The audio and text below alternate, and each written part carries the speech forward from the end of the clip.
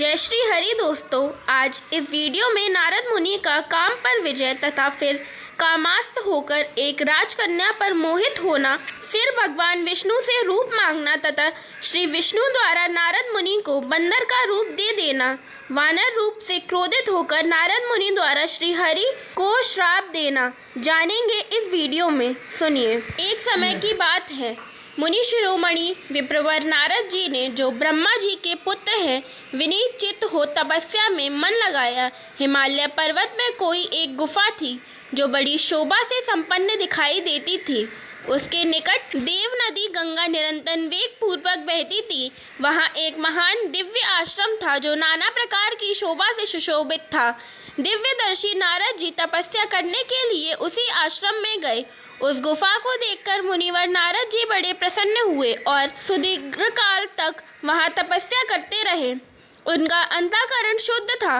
वे दृढ़ता पूर्वक आसन बांधकर मौन हो प्राणायाम पूर्वक समाधि में स्थित हो गए। उन्होंने वह समाधि लगाई। मुनिवर नारद जी जब इस प्रकार तपस्या करने लगे, उस समय यह समाचार पाकर देवराज इंद्र कांप उठे। वे मानसिक संताप से विह्वल हो गए। ये नारद मुनि मेरा राज्य लेना चाहते हैं। मन ही मन ऐसा सोचकर इंद्र ने उनकी तपस्या में विघ्न डालने के लिए प्रयत्न करने की इच्छा की। उस समय देवराज ने अपने मन से कामदेव का स्मरण किया। स्मरण करते ही कामदेव आ गए। महेंद्र ने उन्हें नारद जी की तपस्या में विघ्न डालने का आदेश दिया। यह आज्ञा पाकर कामदेव वसंत को साथ ले बड़े गर्व से उस स्थान पर गए और अपना उपाय करने लगे। उन्होंने वहां शीघ्र ही अपनी सारी कलाएं रच डाली। वसंत ने भी मदमत्ता होकर अपना प्रभाव अनेक प्रकार से प्रकट किया। कामदेव और वसंत के अथक प्रयत्न करने पर भी नारद मुनि के चित्त में विकार नहीं उत्पन्न हुआ। महादेव जी की कृपा से ही नारद मुनि पर कामदेव का कोई प्रभाव नहीं पड़ा। पहले उसी आश्रम में काम शत्रु भगवान शिव ने उत्तम तपस्या की थी और वही उन्होंने मुनियों की तपस्या का नाश करने वाले कामदेव को शीघ्र ही भस्म कर डाला था। उस समय रति ने कामदेव को पुनः जीवित करने के लिए देवताओं से प्रार्थना की। तब देवताओं ने समस्त लोगों का कल्याण करने वाले भगवान शंकर से याचना की। उनके याचना करने पर वे बोले, देवताओं, कुछ समय व्यतीत होने के बाद कामदेव जीवित हो जाएंगे, परंतु यहाँ उनका कोई उपाय नहीं चल सकेगा। वहाँ नारद जी के प्रति कामदेव का निजी प्रभाव मिथ्या सिद्ध हुआ। वे शीघ्र ही स्वर्गलोक में इंद्र के पास लौट गए। वहाँ कामदेव ने अपना सारा वृत्तांत और मुनि का प्रभाव कह सुनाया। तत्पश्चात इंद्र की आज्ञा से वे वसंत के साथ अपने स्थान को लौट गए। उस समय देवराज इंद्र को बड़ा विस्मय हुआ। उन्होंने नारद जी की भूरी भूरी प्रशंसा की। नारद जी भी भगवान की कृपा से वहाँ चिरकाल तक तपस्या में लगे रहे। जब उन्होंने अपनी तपस्या को पूर्ण हुई समझा, तब वे मुनि उससे विरत हो गए। कामदेव पर मेरी विजय हुई, ऐसा मानकर उन मुनीश्वर के मन में व्यर्थ ही गर्व हो गया। भगवान विष्णु की माया से मोहित होने के कारण उन्हें यथार्थ बात का ज्ञान नहीं रहा। वे यह नहीं समझ सके कि कामदेव के पराजित होने में भगवान का प्रभाव ही कारण है। उस माया से अत्यंत मोहित हो मुनि शिरोमणि नारद अपना काम विजय संबंधी वृत्तांत बताने के लिए तुरंत ही कैलाश पर्वत पर गए। उस समय वे विजय के मत से उन्मत्त हो रहे थे। वहां रुद्रदेव को नमस्कार करके गर्व से भरे हुए मुनि ने अपने आप को महात्मा मानकर तथा अपने ही प्रभाव से कामदेव पर अपनी विजय हुई समझकर उनसे सारा वृत्तांत कह सुनाया। वह सब सुनकर भक्तवत्सल भगवान ने नारद जी से, जो अपनी ही माया से मोहित होने के कारण काम विजय के यथार्थ कारण को नहीं जानते थे और अपने विवेक को भी खो बैठे थे, कहा, तात नारद, तुम बड़े विद्वान हो, धन्यवाद के पात्र हो, परंतु मेरी यह बात ध्यान देकर सुनो। अब से फिर कभी ऐसी बात कहीं भी ना कहना। विशेषतः भगवान विष्णु के सामने इसकी चर्चा कदापि ना करना। तुमने मुझसे अपना जो वृत्तांत बतलाया है उसे पूछने पर भी दूसरों के सामने न कहना। यह सिद्धि संबंधी वृत्तांत सर्वदा गुप्त रखने योग्य है, इसे कभी किसी पर प्रकट नहीं करना चाहिए। तुम मुझे विशेष प्रिय हो, इसलिए अधिक जोर देकर मैं तुम्हें यह शिक्षा देता हूँ और इसे कहने की आज्ञा देता हूँ, क्योंकि तुम भगवान विष्णु के भक्त हो और उनके भक्त होते हुए ही मेरे अत्यंत अनुगामी हो।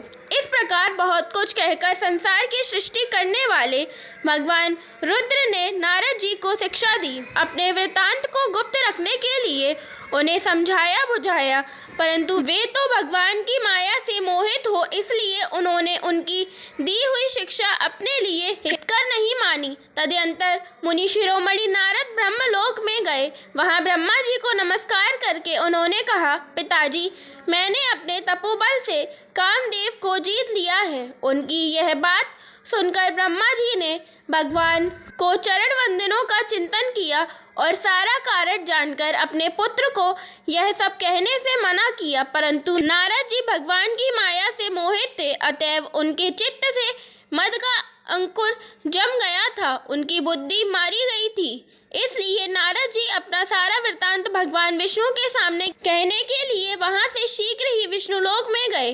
नारद मुनि को आते देख भगवान विष्णु बड़े आदर से उठे और शीघ्र ही आगे बढ़कर उन्होंने मुनि को हृदय से लगाया। मुनि के आगमन का क्या कारण है, इसका उन्हें पहले से ही पता था। नारद जी को अपने आसन पर बिठाकर श्री हरि ने उनसे पूछा। भगवान विष्णु बोले, तात कहाँ से आते हो, यहाँ किस लिए तुम्हारा आगमन हुआ है? मुनिश्रेष्ठ, तुम धन्य हो, तुम्हारे शुभ आगमन से मैं पवित्र हो गया। भगवान विष्णु का यह वचन सुनकर गर्व से भरे हुए नारद मुनि ने मद से मोहित होकर अपना सारा वृत्तांत बड़े अभिमान के साथ कह सुनाया। नारद मुनि का यह अहंकार युक्त वचन सुनकर मन ही मन भगवान विष्णु ने उनकी काम विजय के यथार्थ कारण को पूर्ण रूप से जान लिया। तत्पश्चात श्री विष्णु बोले, मुनिश्रेष्ठ, तुम धन्य हो, तपस्या के तो भंडार ही हो, तुम्हारा हृदय भी बड़ा उदार है। मुने, जिसके भीतर भक्ति, ज्ञान और वैराग्य नहीं होते, उसी के मन में समस्त दुखों को देने का काम, मोह आदि विकार शीघ्र उत्पन्न होते हैं। तुम तो नैष्ठिक ब्रह्मचारी हो और सदा ज्ञान वैराग्य से युक्त रहते हो, फिर तुम में काम विकार कैसे आ सकता है? तुम तो जन्म से ही निर्विकार तथा शुद्ध बुद्धि वाले हो। श्री हरि की कही हुई ऐसी बहुत सी बातें सुनकर मुनि शिरोमणि नारद जोर जोर से हंसने लगे और मन ही मन भगवान को प्रणाम करके इस प्रकार बोले। नारद जी ने कहा, स्वामी, जब मुझ पर आपकी कृपा है तब बेचारा कामदेव अपना क्या प्रभाव दिखा सकता है। ऐसा कहकर भगवान के चरणों में मस्तक झुकाकर इच्छानुसार विचरने वाले नारद मुनि वहां से चले गए। माया विशारद श्री हरि ने तत्काल अपनी माया प्रकट की। उन्होंने मुनि के मार्ग में एक विशाल नगर की रचना की, जिसका विस्तार 100 योजन था। वह अद्भुत नगर बड़ा ही मनोहर था। भगवान ने उसे अपने वैकुंठ लोक से भी अधिक रमणीय बनाया था। नाना प्रकार की वस्तुएं उस नगर की शोभा बढ़ाती थीं। वहाँ स्त्रियां और पुरुष के लिए बहुत से विहार स्थल थे। वह श्रेष्ठ नगर चारों वर्णों के लोगों से भरा था। वहाँ शील निधि नामक ऐश्वर्यशाली राजा राज्य करते थे। वे अपनी पुत्री का स्वयंवर करने के लिए उद्यत थे, अतः उन्होंने महान उत्सव का आयोजन किया था। उनकी कन्या का वरण करने के लिए उत्सुक हो चारों दिशाओं से बहुत से राजकुमार पधारे थे, जो नाना प्रकार की वेशभूषा तथा सुंदर शोभा से प्रकाशित हो रहे थे। उन राजकुमारों से वह नगर भरा पूरा दिखाई देता था। ऐसे सुंदर राजनगर को देख नारद जी मोहित हो गए। वे राजा शील निधि के द्वार पर गए। मुनि शिरोमणि नारद को आया देख महाराज शील निधि ने श्रेष्ठ रत्नमय सिंहासन पर बिठाकर उनका पूजन किया। तत्पश्चात अपनी सुंदर कन्या को, जिसका नाम श्रीमती था, बुलवाया और उससे नारद जी के चरणों में प्रणाम करवाया। उस कन्या को देखकर नारद मुनि चकित हो गए और बोले, राजन, यह देव कन्या के समान सुंदरी महाभाग कन्या कौन है? उनकी यह बात सुनकर राजा ने हाथ जोड़कर कहा, मुने, यह मेरी पुत्री है। इसका नाम श्रीमती है। अब इसके विवाह का समय आ गया है। यह अपने लिए सुंदर वर चुनने के लिए निमित्त स्वयंवर में जाने वाली है। इसमें सब प्रकार के शुभ लक्षण लक्षित होते हैं। महर्षि, आप इसका भाग्य बतलाइए। राजा के इस प्रकार पूछने पर काम से विहल हुए मुनि श्रेष्ठ नारद उस कन्या को प्राप्त करने की इच्छा मन में लिए राजा को संबोधित करके इस प्रकार बोले, गोपाल, आपकी यह पुत्री समस्त शुभ लक्षणों से संपन्न है, परम सौभाग्यवती है। आपने महान भाग्य के कारण यह धन्य है और साक्षात लक्ष्मी की भांति समस्त गुणों की आगार है। इसका भावी पति निश्चय ही भगवान के समान वैभवशाली, सर्वेश्वर, किसी से पराजित न होने वाला वीर, काम विजयी तथा संपूर्ण देवताओं में श्रेष्ठ होगा। ऐसा कहकर राजा से विदा ले इच्छा अनुसार विचरने वाले नारद मुनि वहां से चल दिए।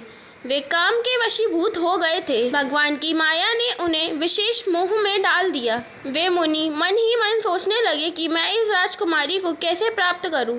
स्वयंवर में आए हुए नरेशों में मैं सबको छोड़कर यह एकमात्र मेरा ही वरण करे, यह कैसे संभव हो सकता है। समस्त नारियों को सौंदर्य सर्वदा प्रिय होता है। सौंदर्य को देखकर ही वह प्रसन्नता पूर्वक मेरे अधीन हो सकती है, इसमें संशय नहीं है। ऐसा विचार कर काम से विहल हुए मुनिवर नारद भगवान विष्णु का रूप ग्रहण करने के लिए तत्काल उनके लोक में जा पहुँचे। वहाँ भगवान विष्णु को प्रणाम करके वे इस प्रकार बोले, भगवान, मैं एकांत में आपसे अपना सारा वृतांत कहूँगा। तब बहुत अच्छा कहकर लक्ष्मीपति श्री हरि नारद जी के साथ एकांत में जा बैठे और बोले, मुने, अब आप अपनी बात कहिए। तब नारद जी ने कहा, भगवान, आपके भक्त जो राजा शील निधि हैं, वे सदा धर्म पालन में तत्पर रहते हैं। उनकी एक विशाल लोचन कन्या है जो बहुत ही सुंदर है। उसका नाम श्रीमती है।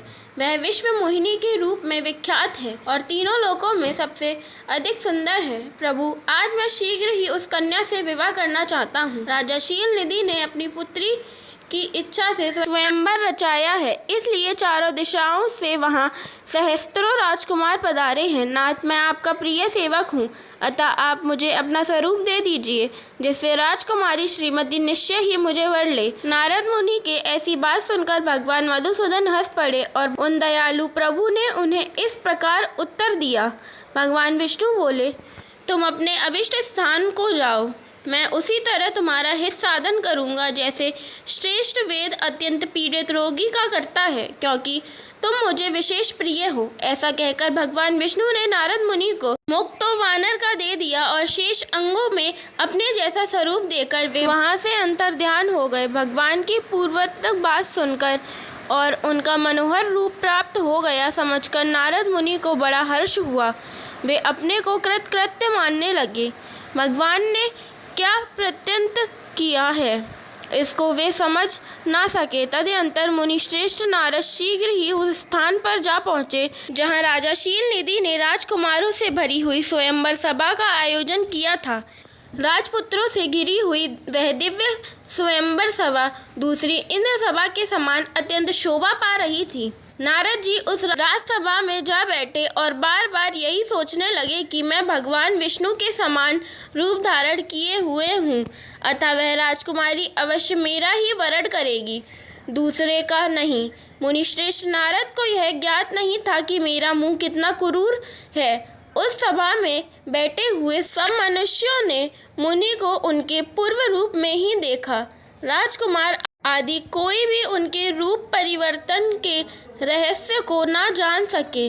वहाँ नारद जी की रक्षा के लिए भगवान रुद्र के दो पार्षद आए थे, जो ब्राह्मण का रूप धारण करके गुणभाव से वहाँ बैठे थे।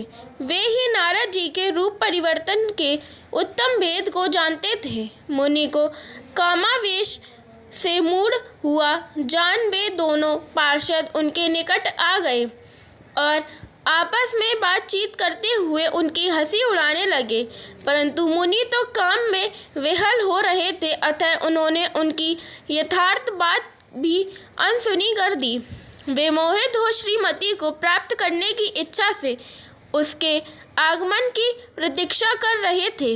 इसी बीच में वह सुंदरी राजकन्या स्त्रियों से घिरी हुई अंतपुर से वहाँ आई। उसने अपने हाथ में सोने की एक सुंदर माला ले रखी थी। वह शुभ लक्षणा राजकुमारी स्वयंवर के मध्य भाग में लक्ष्मी के समान खड़ी हुई अपूर्व शोभा पा रही थी।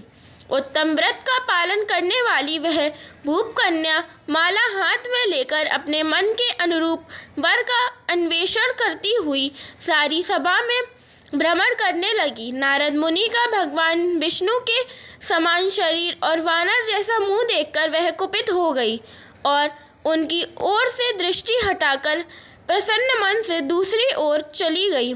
स्वयंवर सभा में अपने मनोवांछित वर को न देखकर वह भयभीत हो गई।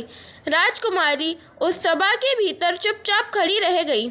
उसने किसी के गले में जयमाला नहीं डाली। इतने में ही राजा के समान वेशभूषा धारण किए भगवान विष्णु वहां आ पहुँचे। किन्हीं दूसरे लोगों ने उनको वहां नहीं देखा, केवल उस कन्या की ही दृष्टि उन पर पड़ी। भगवान को देखते ही उस परम सुंदरी राजकुमारी का मुख प्रसन्नता से खिल उठा। उसने तत्काल ही उनके कंठ में वह माला पहना दी। राजा का रूप धारण करने वाले भगवान विष्णु उस राजकुमारी को साथ लेकर तुरंत अदृश्य हो गए और अपने धाम में जा पहुँचे। इधर सब राजकुमार श्रीमती की ओर से निराश हो गए। नारद मुनि तो काम वेदना से आतुर हो रहे थे, इसलिए वे अत्यंत विहल हो उठे। तब वे दोनों विप्रूपधारी ज्ञान विशारद रुद्रगण काम विहल नारद जी से उसी क्षण बोले। रुद्रगणों ने कहा, हे नारद, हे मुनि, तुम व्यर्थ ही काम से मोहित हो रहे हो और सौंदर्य के बल से राजकुमारी को पाना चाहते हो। अपना वानर के समान घृणित मुंह तो देख लो। उन रुद्रगणों का यह वचन सुनकर नारद जी को बड़ा विस्मय हुआ। वे भगवान की माया से मोहित थे। उन्होंने दर्पण में अपना मुंह देखा। वानर के समान अपना मुंह देखकर वे तुरंत ही क्रोध से जल उठे और माया से मोहित होने के कारण उन दोनों शिवगणों को वहां श्राप देते हुए बोले, अरे तुम दोनों ने मुझ ब्राह्मण का उपहास किया है, अतः तुम ब्राह्मण वीर से उत्पन्न राक्षस हो जाओ। ब्राह्मण की संतान होने पर भी तुम्हारा आकार राक्षस के समान ही होगा। इस प्रकार नारद मुनि श्राप देकर भगवान विष्णु के किए हुए कपट को याद करके मन में दुस्सह क्रोध लिए विष्णु लोक को गए और उनका ज्ञान नष्ट हो गया था, इसलिए वे दुर्वचन पूर्ण व्यंग सुनाने लगे। नारद जी ने कहा, अरे तुम बड़े दुष्ट हो, कपटी हो और समस्त विश्व को मोह में डाले रहते हो। दूसरों का उत्साह या उत्कर्ष तुमसे सहा नहीं जाता। तुम मायावी हो, तुम्हारा अंतःकरण मलिन है। पूर्व काल में तुम्ही मोहिनी रूप धारण करके कपट किया था। असुरों को वरुणी मदिरा पिलाई, उन्हें अमृत नहीं पीने दिया। छल कपट में ही अनुराग रखने वाले हरे, यदि महेश्वर रुद्र दया करके विष ना पी लेते तो तुम्हारी सारी माया उसी दिन समाप्त हो जाती। तुम्हारी इस चाल ढाल को समझकर अब वे भगवान शंकर भी पश्चाताप करते होंगे। इस बात को जानकर आज मैं बलपूर्वक तुम्हें ऐसी सीख दूंगा जिससे तुम फिर कभी कहीं भी ऐसा कर्म नहीं कर सकोगे। अब तक तुम्हें किसी शक्तिशाली या तेजस्वी पुरुष से पाला नहीं पड़ा था, इसलिए आज तक तुम निडर बने हुए हो, परंतु विष्णु अब तुम्हें अपनी करनी पर पूरा फल मिलेगा। भगवान विष्णु से ऐसा कहकर माया मोहित नारद मुनि अपने ब्रह्म तेज का प्रदर्शन करते हुए क्रोध से खिन्न हो उठे और श्राप देते हुए बोले, विष्णु, तुमने स्त्री के लिए मुझे व्याकुल किया है। तुम इसी तरह सबको मोह में डालते रहते हो। यह कपटपूर्ण कार्य करते हुए तुमने जिस स्वरूप से मुझे संयुक्त किया था, उसी स्वरूप से तुम मनुष्य हो जाओ और स्त्री के वियोग का दुख भोगो। तुमने जिस वानर के समान मेरा मुंह बनाया था, वे ही उस समय तुम्हारे सहायक हो। तुम दूसरों को दुख देने वाले हो, अतः स्वयं भी तुम्हें स्त्री के वियोग का दुख प्राप्त हो। अज्ञान से मोहित मनुष्य के समान तुम्हारी स्थिति हो। इस तरह नारद मुनि ने श्री हरि को श्राप दिया। तब भगवान ने अपनी माया नारद मुनि से हटा ली। तब नारद मुनि ने भगवान श्री हरि की स्तुति की और क्षमा प्रार्थना की। श्री हरि ने कहा था, ये सब मेरी इच्छा से ही हुआ है। जय श्री हरि, जय श्री राम, राधे राधे।